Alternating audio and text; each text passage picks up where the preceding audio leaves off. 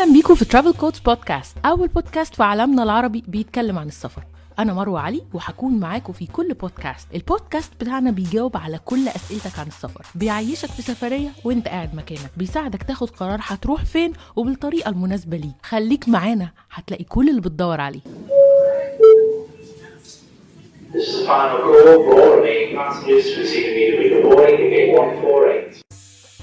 بودكاست النهاردة عن حديث الساعة. هنتكلم عن ازاي تعمل عمرة لوحدك اونلاين من غير ما تحتاج شركة سياحة، وطبعا ده علشان نوفر شوية في المصاريف بتاعة العمرة وتبقى زيها زي اي سفرية عادي بنسافرها.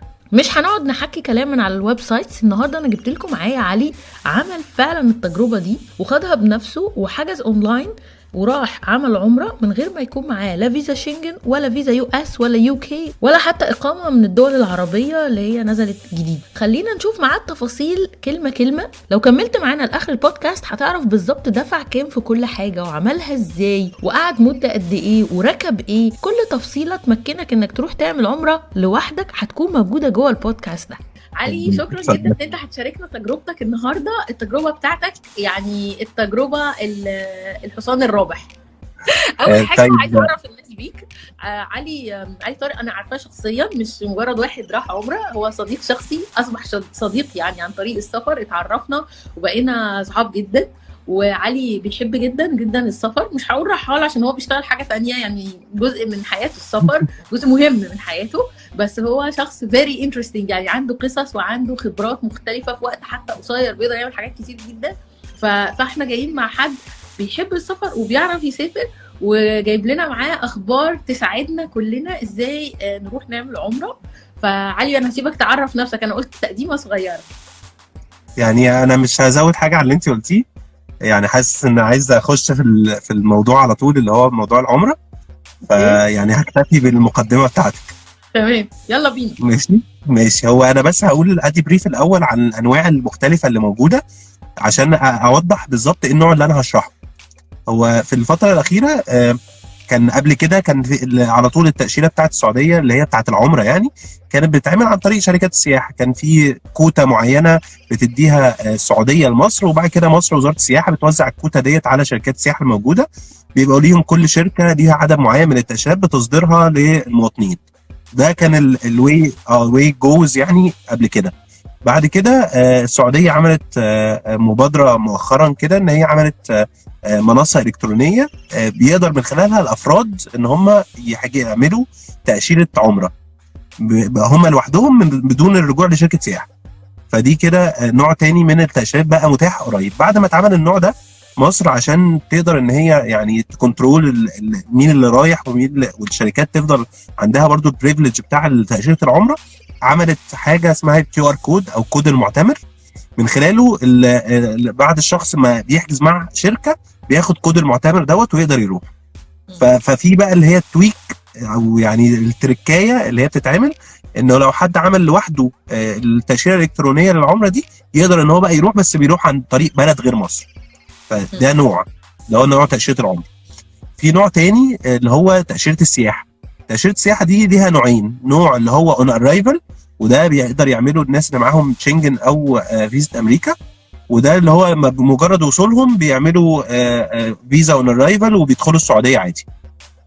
وفي نوع ثالث اللي هو فيزا سياحه. بس هقطعك يا علي، هقطعك بس سنه صغيره وهقول ان لازم يكون مستخدم الفيزا دي سواء امريكا او شنجن، يعني ما ينفعش تكون معاك الفيزا وما استخدمتهاش قبل كده. صح الكلام؟ تمام. الحاجه الثالثه اللي هو في فيزا سياحه بقى اللي هي بتتعمل مده طويله، اللي هي بتتعمل يعني 3 شهور سنه، اللي هي بيتقدم عليها في مركز اللي هو VFS تسهيل.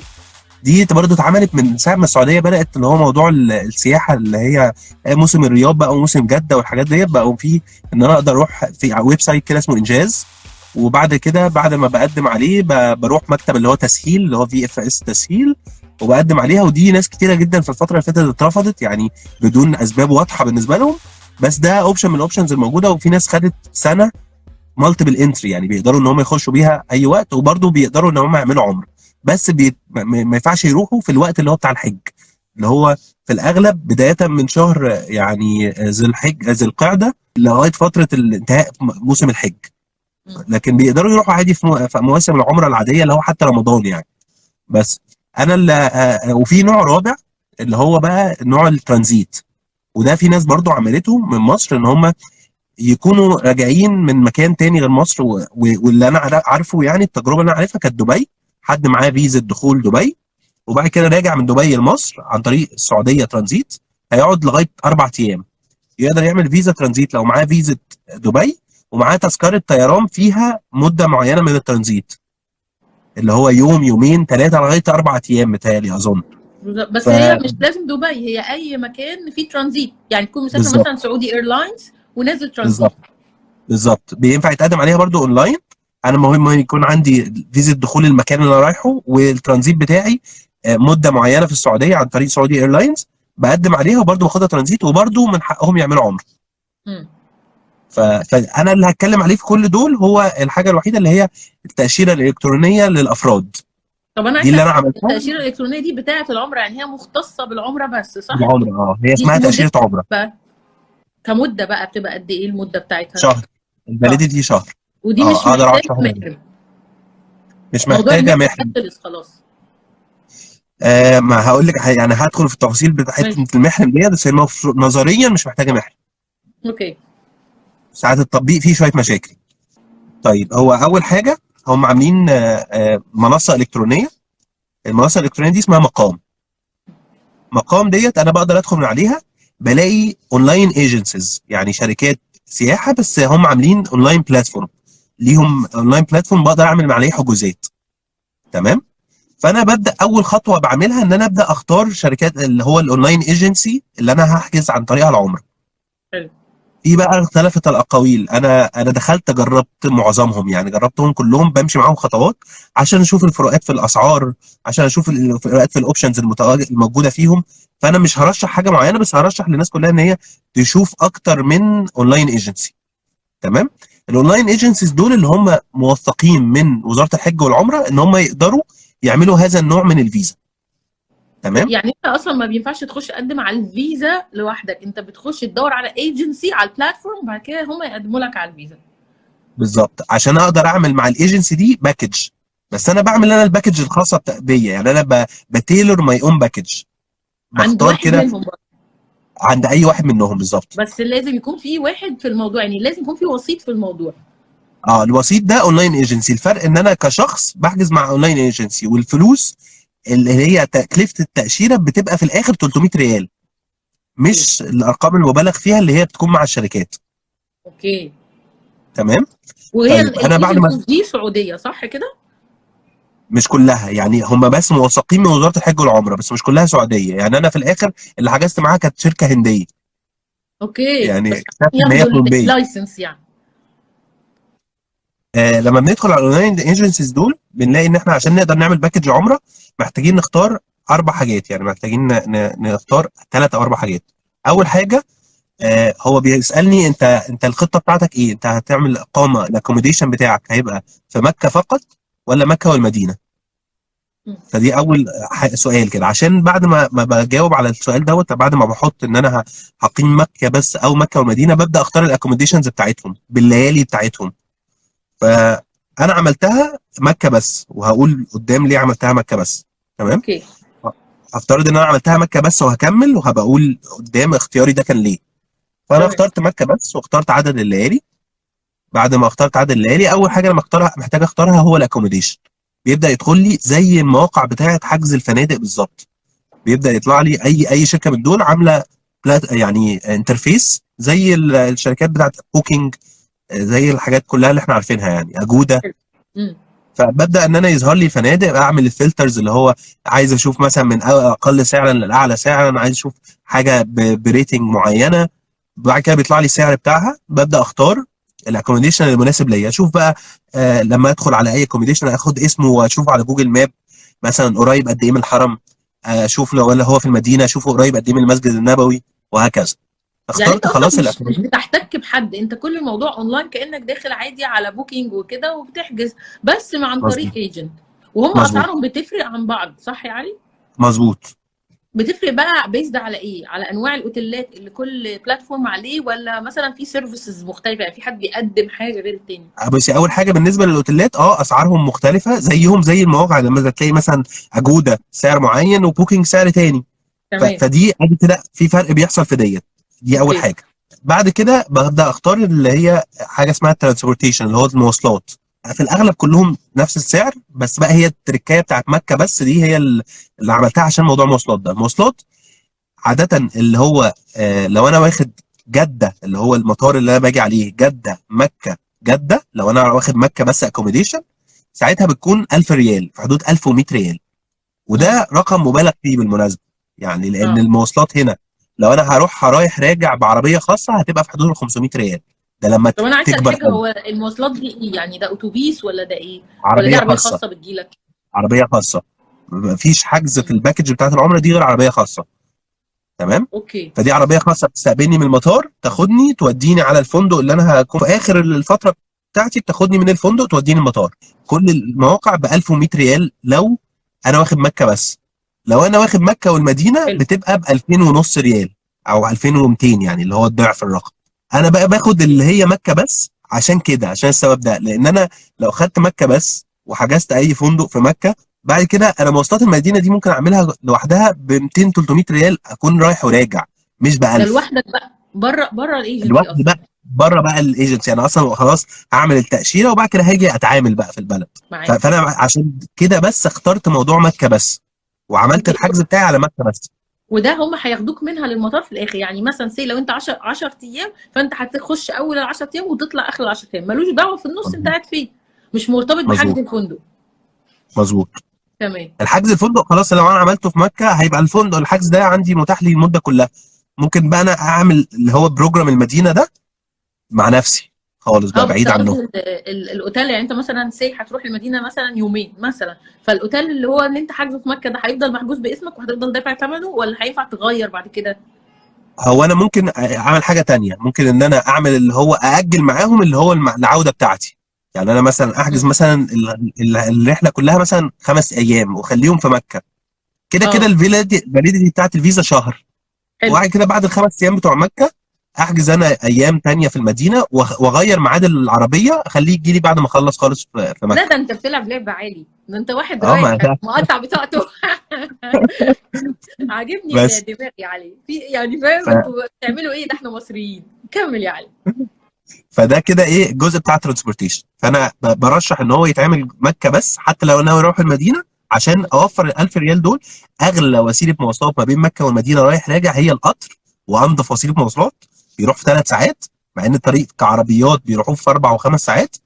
القطر اللي هو قطر الحرم، قطار الحرمين، وقطر نضيف جدا ب 150 ريال او 170 ريال في حدود الناحيه، فالناحيتين ب 340 350، مش 1000 مش 1100. برافو. ودي انضف وسيله مواصلات. ده انت مذاكر يعني قبل ما مفيش. تروح، انت بتهزر، انت قاعد لهم. والله في حاجات جت هنا والله، بس يعني الحمد لله. في مذاكره يعني. كمل كمل يا علي كمل. فده كده ايه اول جزء اللي هو جزء المواصلات. الجزء الثاني شركات اللي هي بيسموها شركات الخدمات الارضيه، اللي هي بتبقى شركه العمره. شركه العمره دي انا كنت شايف سيرفيس كتير كده بتعملها وانا بحجز، وبتعملها كلهم ليهم نفس السعر على مستوى كل الويب سايتس، اللي هو 1100 ريال برضه. فكده انا عندي اكوموديشن وعندي 1100 1100 ريال للعربيه. على فكره 1100 ريال للعربيه دي بغض النظر عن عدد الافراد، يعني لو فردين ده التوتال. اه طب دي حلوه جدا، بس انا اسالك اه حاجه، يعني انت اصلا عندك الشركه البلاتفورم اللي انت اخترته زي الشركه الهنديه دي، وجواها في برضو شركه تانية لخدمه العمره نفسها؟ مظبوط. اه ده موضوع شركات مختلف. العمره، شركات العمره كلها بتبقى ليستك كده، انا بختار منهم. نفس الموضوع في شركات التوصيل، تبقى ليستك وكلهم ليهم نفس السعر. شركات التوصيل وشركات العمره كلهم بيبقوا، يعني انا بختار ما بين اسامي. ايوه. يعني الموضوع مش فارقه يعني اه. مش فارقه. خلاص بعد كده ببدا اختار شركات الخدمات الارضيه دي. بقول لك انا لقيت ليها سيرفيس كتير هي بتعملها، بس اللي اكتشفته على ارض الواقع ان هي ملهاش اي لازمه، غير ان هي اللي بتظبط مع شركه المواصلات، وهي اللي بتظبط مع الفندق اللي انا حاجز تبعه. يعني هي اللي حلو. كانها اللي بتنفذ لي، اللي بتبقى مسؤوله قصاد البلد عن برنامج العمره بتاعي. ده امبلمنتور يعني. بالظبط. وفي نفس الوقت الامبلمنتور دوت ما بيعتمدش على البيانات بقى الاونلاين اللي انا عملتها ديت. يعني انا عملت خلاص، المفروض الحجز بتاعي يبقى اونلاين خلاص، انا عملته وهو ده اللي انا ناوي انفذه. هو بيستنى كونفirmation مني. يعني انا رحت المطار اتسوحت كده، انا رحت ما لقيتش حد ولا حد كلمني ولا اي حاجه. اكتشفت ان هم بيحتاجوا ان انا شركه العمره دي اتواصل معاها بعد ما خلاص حجزت، يا جماعه انا جاي يوم كذا، انا بكونفيرم ان انا جاي. اه يبداوا هم يتحركوا بعد الكونفirmation اللي بيحصل مني ده، لان هم لسه ما اتعودوش على الاونلاين سيستم. ايوه، ما انا بقول لك انا خلصت كل الحاجات دي وخلاص اخترتها. انا برضه هقول السعر اللي كلفني انا. يعني انا كلفني الموضوع ده 5000 ريال، انا وصاحبي احنا اتنين كلفنا 5000 ريال، بس احنا قاعدين 25 ليله. 25 ما شاء الله. احنا قاعدين، احنا قلنا بقى ننتقم فاهمه. ما كناش عارفين متاكدين كمان. الفيزا شهر، احنا قاعدين الشهر. احنا ما كناش متاكدين من موضوع الفاليديتي قبل ما نحجز. اوكي. ان هي الفاليديتي بتبقى شهر حتى لو انا حاجز اسبوع. بس بعد كده اتاكدنا. فعشان كده احنا حجزناها 25 ليله. بس هي لا، هي لو انا عملتها 5 ليالي حتى الفاليديتي كده كده شهر. حلو. خلاص. بس احنا حاجزين 25 ليله، ف 25 ليله ومواصلات اللي هي جده مكه جده وشركه العمره. الثلاث حاجات دول ب 5300 ريال بالظبط ليا انا وصاحبي. يعني تكلفتي انا لوحدي 2000، حوالي 2600 650 ريال، اللي هو ما يوازي 13000 جنيه. حلو جدا. وانا كده صارف ايه؟ فاضل لي تذكره الطيران بس. فاللي هو يعني سعر رخيص جدا. طبعا فرق كتير جدا. فرق كتير جدا عن الشركات. خلاص. طيب انا خلاص عملت الحاجات دي، دفعت الفلوس. بعد ما دفعت الفلوس المفروض ان اللي هو الاونلاين ايجنسي ديت، اللي هي اللي انا حجزت تبعها، هي اللي بتتواصل مع شركه مع وزاره الحج والعمره عشان تطلع لي التاشيره. هي بعد ما بتعمل طلب، والطلب دوت بعد كده بيروح على وزاره الخارجيه اللي هي وزاره الخارجيه السعوديه، وبعد كده هم بيردوا بالتاشيره. الموضوع ده بياخد قد ايه؟ يعني حوالي 24 ساعه. احنا ما استنيناش ال 24 ساعه، دخلنا على وزاره الحج والعمره، لقينا الفايلات بتاعتنا، خدنا كده رقم مرجعي، كملنا البيانات احنا بدل الشركه الاونلاين، وبعد كده دخلنا على وزاره الخارجيه كملنا البيانات برضو، راحت طلع لنا الفيزا على طول ساعتها. يعني احنا ما خدتش معانا بعدها غير حوالي ساعه، قدرنا ان احنا نكملها. لكن لو الشركه اللي هي الاونلاين ايجنسي كملت الموضوع بتاخد في حدود 24 ساعه ماكسيمم، يومين عمل. يعني هم الشركه اللي مستنيهم يومين عمل ماكسيمم، اللي هو يعني يا دوب عشان تخش كيو، عشان هو بيخلص الناس ورا بعض. بالظبط. لكن هي بتطلع على طول. فخلاص معايا التاشيره، خلاص كده انا تمام. انا محتاج كده احجز طيران. طيب مصر بقى، تحرك من مصر ليه يعني اوبشنين. اوبشن سهل واوبشن يعني اصعب. يعني هيبقى فيه شويه خطوات زياده. الاوبشن السهل، انا اخترت الاوبشن السهل اللي هو ايه؟ اللي هو الاردن. ليه اخترت الاردن؟ عشان الاردن من غير فيزا للمصريين. يعني لو حد مثلا البروفايل بتاعه اللي هو مهنته او الكليه بتاعته مؤهل عالي، تجاره بقى، هندسه، مسموح له ان هو يخش الاردن عادي من غير فيزا ومن غير تصريح امني. فالموضوع كان بالنسبه لي سهل. انا مهندس فهدخل الاردن عادي. فعملت التذكره بتاعتي تذكره واحده، خليتها القاهره عمان اللي هي في الاردن، وبعد كده اردن جده، وبعد كده جده القاهره. عشان كمان حتى انا مش هعمل حتى رايح راجع الاردن، لان الاردن كطيران اردني هو مش هيبقى متضايق ان انا رايح عنده وبعد كده رايح جده. اكيد يعني مش فارق معاك القصه دي. من عنده. يا ريت كل المصريين يعملوا كده بالنسبه له. دي فلوسه جايه حلو. بس فخلاص حجزت التذكره اللي هي بالشكل ده، وبعد كده رحت مطار القاهره. انا بقى للصدفه بقى، يعني السفريه دي حصل فيها حاجات كتير قوي عشان تدي للناس ايه اللي هو ايه اللي هيحصل في حاله العك، ان اتعكف معانا في كل حاجه. خلاص. فداخلين انا وصاحبي مطار القاهره، رحنا الاول على الطيران الاردني. طبعا احنا مش بنقول لهم احنا رايحين جده، هم كده كده عارفين من التيكت، لان التيكت كانت واحده، يعني حجز واحد. يعني انت ما بيتش حتى في الاردن، يعني مش داخل الاردن وبعدين طالع؟ بيت ليله بس. اللي هي كانها ترانزيت، بس هي في الاخر حجزي كانت تذكره واحده. طب وهي عملت تذكره واحده؟ عشان كانت ارخص. كانت التذكره كلها ب 4800 جنيه. انت اخدت مخاطره.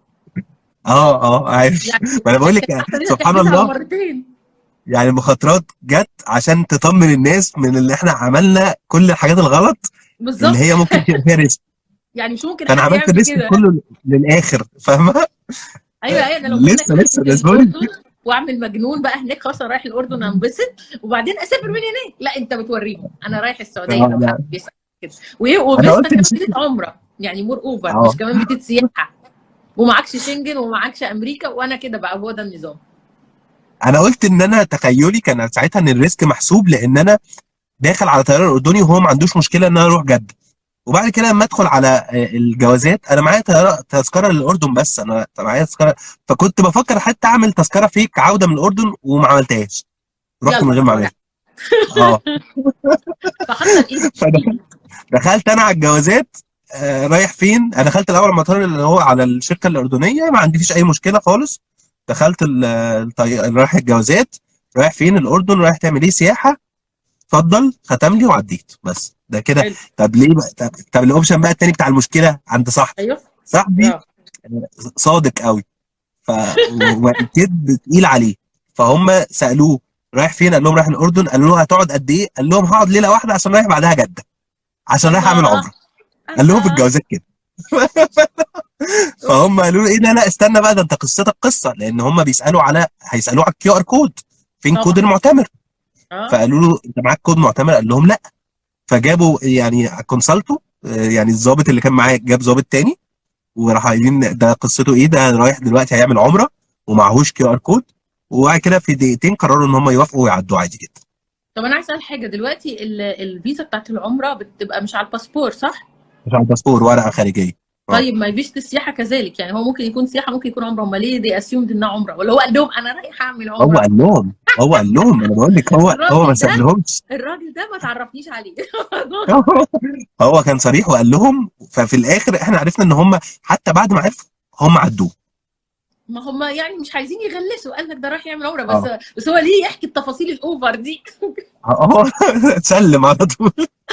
يعني بس هم مش محتاجين يسمعوا كل التفاصيل، حتى لو قال انا رايح الاردن شويه بعدين رايح السعوديه، مش لازم اصل انا رايح عمره فهعدي على الاردن الليله. اه. ده غريب قوي. بس فالمهم عدينا الحمد لله. بعد كده رحنا الاردن. دخلنا الاردن. انا حصل تشابه في الاسماء ما بيني وما بين حد مجرم كان دخل الاردن قبل كده، فقعدوا يحققوا معايا نص ساعه. بس الحمد لله عديت. وبعد كده دخلنا الاردن عادي، قضينا الليله في الاردن. وبعد كده رحنا احرمنا، اللي هو لبسنا الاحرام، عشان المفروض احنا بنحرك من الاردن لجده. لازم نكون لابسين لبس الاحرام عشان بننوي العمره في الطريق.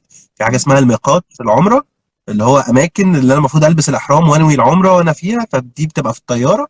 فلبسنا لبس الاحرام وركبنا الطياره، والحمد لله وصلنا مطار جده، اللي هو الجديد، اللي هو مطار الملك عبد العزيز.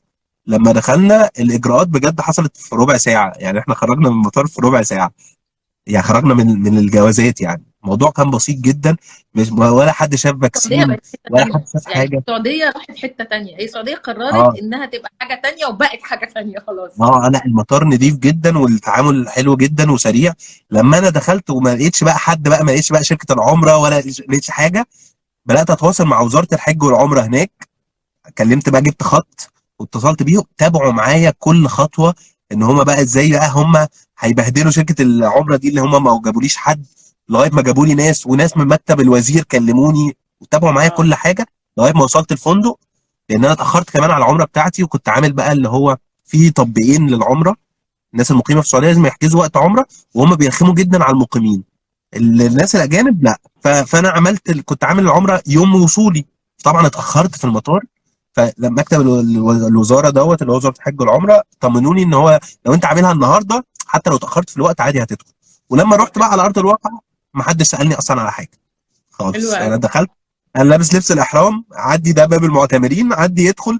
ما فيش اي حاجه، طالما انا لابس لبس الاحرام بيعدوني عادي، ما فيش مشكله. وده كان في ازحم اوقات في رمضان. دلوقتي خلاص عدت مرحله رمضان، فالدنيا بقت يعني فاضيه جدا يعني. طب ده معناه ان بس الكيو ار كود اللي احنا بناخده في مصر ده بس عشان تطلع المطار القاهره، مش عشان السعوديه، صح كده؟ ملوش اي علاقه بالسعوديه. ده مصري صرف. اه. واللي بيجيبوه يعني بقى ملوش اي بيجيبوه علاقه منين؟ بالسعوديه. ما هو كان الاول معمول له زي بلاتفورم، بس بعد كده هو اصلا بيتوزع على شركات السياحه برضه، عشان تبقى اه نفس يعني برضو الفكره. المونوبولي شغاله برضو. بالظبط بالظبط. ده الطريق السهل اللي انت كنت بتقول عليه، لو انا معيش فيزا شنجن، معيش فيزا امريكا، وعايز اروح اعمل عمره مع نفسي من البلاتفورم اونلاين من غير شركه سياحه مصريه. ايه بقى مظبوط. الطريق الصعب اللي انت كنت بتقول عليه؟ مش صعب، بس هو بلد تانية غير الاردن اللي هي دبي. واعمل برضو فيزا. بس او من اي بلد بقى اعتقد، يعني مش من اي بلد، من اي بلد طالما عندي حق ادخل للبلد ديت بايا كانت الطريقه. بس انا بتكلم، انا ما رضيتش اعمل دبي بصراحه عشان كانت هتبقى اغلى بالنسبه لي. يعني انا اكيد انا طبعا. جيت، انا كنت الاردن كلفتني 4800 جنيه اللي هي تذكره اللي هي هترجعني لغايه مصر. يعني ده رايح راجع. وكلفت ده كل التذكره اللي هي من القاهره لعمان، وعمان جده، وجده القاهره، كل ده ب 4800 جنيه. انا اول حاجه يعني وانا بشغال على المنصات او الاونلاين ايجنسيز ديت، كان في منهم حاجات، يعني لسه الحاجات دي كلها مش ماتيور، يعني الويب سايتس دي كلها مش ماتيور في القصه. ففي حاجات اصلا كان بيحصل معايا ايرورز كده وانا شغال بحجز. زي ما قلت لك انه في ويب سايتس يعني فيها مشاكل، فيها ايرورز في النص، لدرجه ان في ويب سايتس واحنا بنحجز راح يعني قالوا لنا في الخطوه الاخيره، قالوا لنا ان تم ايقاف الفيز التاشيره الالكترونيه للبي تو سي اللي هي للافراد من قبل وزاره الحج والعمره. ودي معلومه غير صحيحه. يعني احنا كلمنا وزاره الحج والعمره عشان نتاكد، قالوا لنا مفيش الكلام ده، وبعتوا لنا الموقع اللي بقى حاطط الرساله دي. فالكلام ده مش ملغي.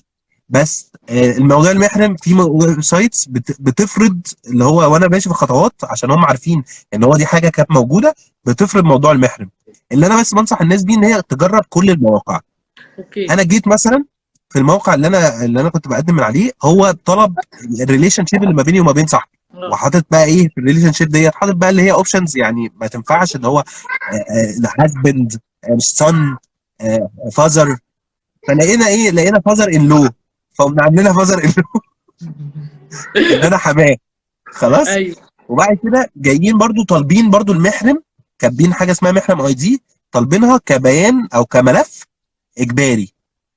فعملنا ايه، قمنا حاطين فايل وورد كده، كتبنا عليه المعتمران ذكران بالغان واسمهم كذا وكذا، وحطينا رقم الباسبور، وجينا نرفع فايل وورد، رفض، قال لنا عايز جي بي جي، خدناه سكرين شوت الكلام ده وحطيناه جي بي جي، اتقبل عادي جدا. يعني هي مشاكل باجز وسيستم اكتر من اي حاجه. يعني اعرف بنت عملت الترانزيت واعرف بنت عملت السياحه، لكن دي لا. ما شفتش حد، صح؟ دي لا حاجه لا. محتاجين نشوف حد جربها ويقول لنا حد من البنات، لكن السياحه صح. والترانزيت شفنا ناس جربوها فعلا. مظبوط وطبعا مظبوط. السياحه دي عشان كمان الحفلات بقى ومواسم الرياض ومهرجان السينما والرالي يعني احنا بنشوف اصلا انفلونسرز يعني بتوع فاشن وغنى وكل الحاجات بيروحوا لوحدهم.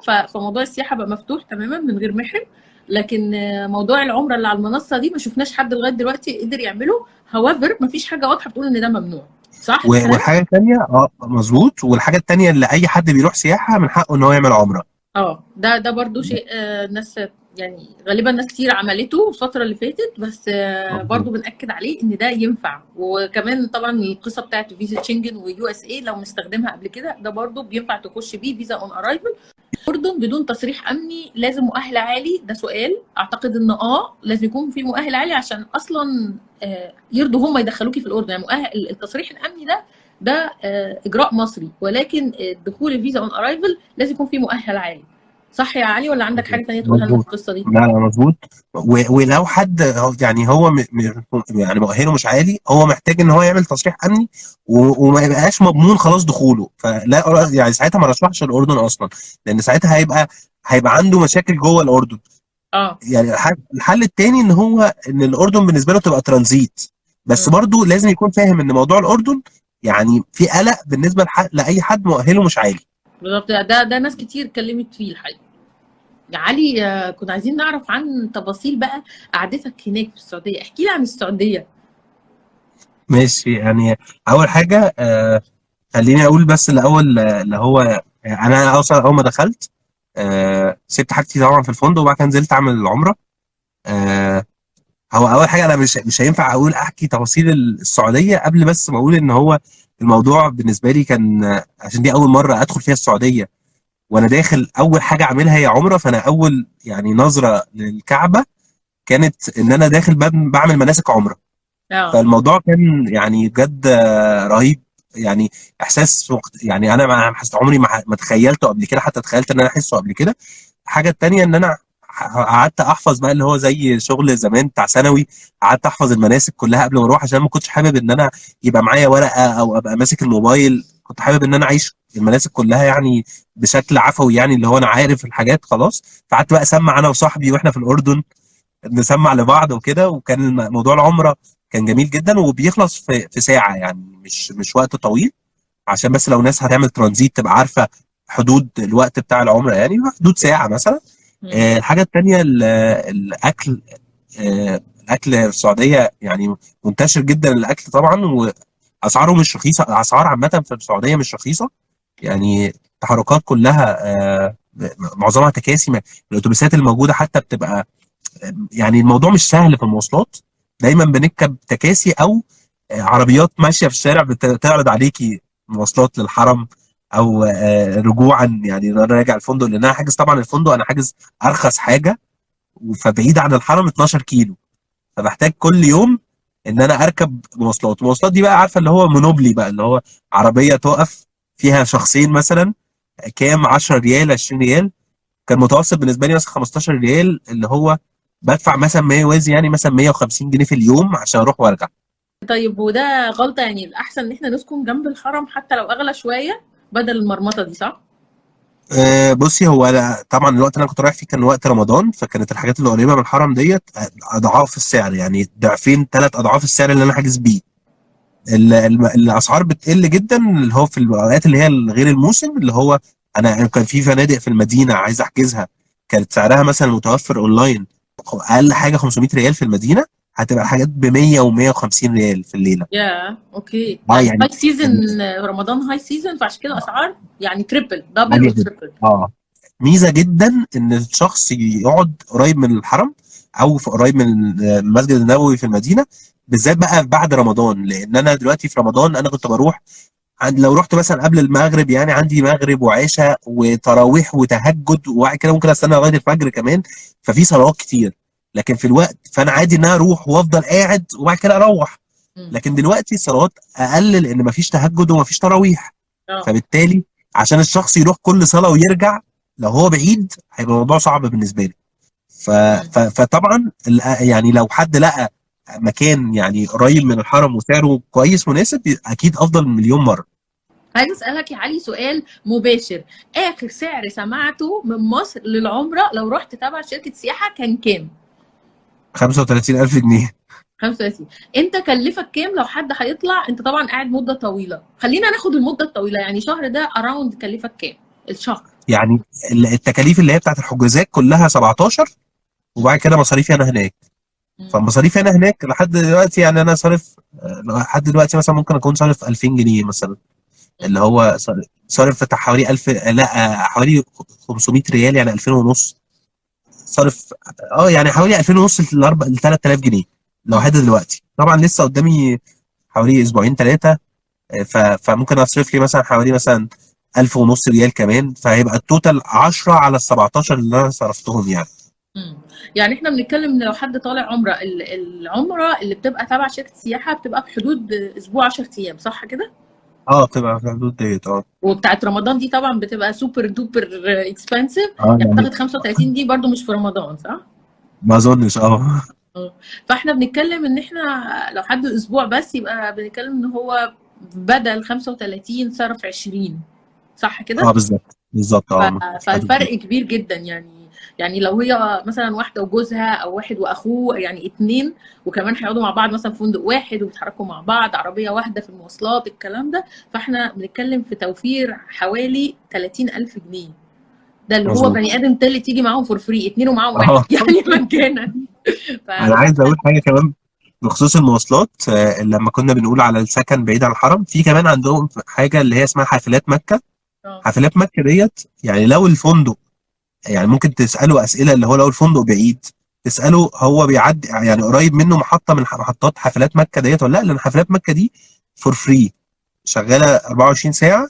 ممكن تكون بتيجي مثلا كل ساعه الا ربع اتوبيس، بس هو شغال ببلاش، اتوبيس نظيف جدا، وبيروح بياخد الناس من المحطات بتاعته لغايه الحرم. حلو فده قوي. برضو اوبشن حلو جدا يعني. مم. لا بصراحة يعني انت اديتنا الخلاصة، يعني خلاصة حد جرب وعلى أرض الواقع، وفيها تفاصيل كمان، يعني مش بس التجربة كده بإطار عام، لا دي فيها تفاصيل كتيرة، ازاي نوفر وازاي نقدر نعملها بأقل مجهود وأقل فلوس. يعني ما فيهاش اي بهدله ولا مرمطه، بالعكس، والموضوع كله يعني لطيف جدا جدا، وزيه زي اي سفريه بنسافرها بقى عاديه. يعني الموضوع خرج من اطار ان سفريه السعوديه بقت حاجه كأن موضوع، يعني هي دايما لها شكل كده غريب يعني الواحد سافر قد ما سافر، بس السعوديه لا، السعوديه موضوع، فانت حطيتها في الكونتكست بتاع السفريه عادي. انا كنتش متخيل ان انا هعرف اجي. يعني انا كنت في تركيا لما فكرت في الفكره من قبل ما اسافر بست ايام بالظبط. يعني انا خططت في يومين، حجزت، وبعد كده انا مش متخيل ان انا دخلت السعوديه. يعني انا كل خطوه بعملها انا مش مصدق ان هي بتحصل. مم. ايه ده، انا دخلت خلاص، ايه ده انا في السعوديه، ايه ده احنا عدينا، بص ايه ده يعني انا رحت عند خلينا مسجد برضو الحرام. يعني ندي الكريدت برضو للسعودية كبير. يعني هم فعلا اه، فعلا قرروا يطوروا نفسهم ويتغيروا، وتبقى السعودية دولة سياحية عادية جدا ودولة قابلة للدخول. السعودية بقى فيها اكتيفيتيز وأنشطة عمرها ما كانت موجودة. يعني فيها ناس بتروح تصيف وتشتي، وفيها رالي بتاع عربيات، وفيها سينمات، وفيها حفلات مغنيين، ستات بقت بتسوق. يعني في تطور كبير في الشكل الاجتماعي وطريقه التعامل مع الدوله، مع السياح ومع الاحداث ومع المواطنين. وده برضو منعكس على العمره كمان. هي الفكره ان احنا في مصر احنا مش عايزين نغير، احنا زي ما احنا بص، انتوا بص وانا زي ما انا اعمل اللي تعمله. ولكن لو حد عنده شويه خبره زيك، او ينقل الخبره دي لحد ما جربش السفر بوجه عام، هيعرف ان عادي ينفع تعمل كده. انا مبسوطه قوي قوي يعني يا علي ان انت بجد سهلت الموضوع واديتنا الخلاصه. رابنج اب اللي قلناه، اول حاجه انت تقدر تحجز سفريه عمره لوحدك من غير شركه سياحه. كل حاجه موجوده على منصات الكترونيه. اللي مصر عاملاه بس ان انت محتاج كيو ار كود مصري عشان تطلع من مطار مصر. لو انت مش هتطلع من مطار مصر، يعني هتروح حته وبعدين تروح تعمل العمره، مش محتاج الكيو ار كود ده، تقدر تعمل كل حاجه اونلاين. العمرة للبنات موضوع محرم مش متأكدين منه، هو رسميا ما بقاش محتاجين محرم، ولكن ما نعرفش المنصة لسه مش جاهزة تماما في فيزة العمرة للقصة دي. طبعا في ناس ما تعرفش، بس أصلا قصة المحرم دي كانت مختصة لشوية دول، دي عمرها ما كانت رول عام على كل الناس عشان تبقوا عارفين يعني. ودي مفاجأة ناس كتير ما كانتش تعرفها، ان مش كل دول العالم وهي رايحه كانت محتاجه محرم. ده موضوع كان مختص لشويه دول كده منهم مصر. يعني انا اسفه اني بقول الحقيقه الوحشه دي بس دي الحقيقه. و... ودلوقتي لسه المنصات مش جاهزه 100%، ولكن فيزا السياحه عشان ليها شكل مختلف وجلوبال، فهي ما فيهاش محرم وتقدر تعمل بيها عمره. وفيزا الترانزيت كمان، لو نزلت السعوديه ترانزيت لغايه 4 ايام تقدر تعمل عمره. فالموضوع بقى سهل ولطيف، وعلي بسطه لنا بقى اقصى شيء. كلمة أخيرة تحب تقول لنا إيه في الآخر عشان تحمس الناس؟ يعني هو انا دايما بسمع اللي هو عارفه اللي هو اللي هيروح، اللي راح مثلا مصر مثلا يرجع لها تاني وكده، والكلام ده كنت دايما بسمعه اللي هو لما اللي يشرب من النيل يرجع له. فهي السعوديه دلوقتي يعني بالنسبه لي، انا حاسس طبعا انا عارفه اللي هو مش عايز اعمل كل حاجه لان عارف كده كده ان انا هرجع تاني. وبالذات بقى مع التسهيلات اللي عملتها السعوديه في الموضوع دوت. يعني انا هرجع هحاول اقدم على موضوع السياحه اللي هي سنه اللي هي متعدده الدخول ديت عشان اقدر اجي على طول، لان هو مكان بصراحه يعني جميل جدا من حيث اللي هو كسياحه دينيه. انا بتكلم كسياحه دينيه اللي هو روحانيات. حد يعمل عمره وكده. وواضح ان هم عندهم خطه كبيره جدا. يعني هم عندهم اللي هو بيسموها الرؤيه 2030 او فيجن 2030، ان هم يخلوا البلد يعملوا تطوير سياحي ضخم في البلد، تطوير سياحي وصناعي. فبالتالي السعوديه مش هتفضل طول الوقت السياحه الدينيه بس، لا كمان هم داخلين في مشاريع ضخمه بحيث ان هم يعملوا بقى الجزء الساحلي عندهم، يعملوا فيه بقى منتجعات ويعملوا فيه فنادق والكلام ده، لان قبل كده ما كانش فيه الكلام ده موجود. ده غير ان هم عندهم مدن زي ابها، مدن فوق جبال وفيها طبيعه جميله. يعني الواحد ما بحر يتخيلش ان هي أحمر. موجوده في السعوديه. طبعا بحر بالظبط، أحمر، يعني بكل ما يحمله الكلمة من بحر أحمر بالظبط، وجبال بحر أحمر وسنوركلينج ودايفنج وكل حاجة يعني. بالظبط. وبيتها ف... ف... ما اتدستش. بالظبط. فبالتالي يعني انا واثق، انا هنا ما بعملش اي حاجه من منطلق اللي هو انا ايه ده انا رحتها واحتمال ما اروحش تاني. لا، هو خلاص أنا يعني ان جاي. شاء الله ربنا قدرنا بس يعني ماديا ان احنا نبقى قادرين نيجي يعني. بس اكيد كده كده ان شاء الله يعني طول ما ربنا يقدرنا هنيجي يعني.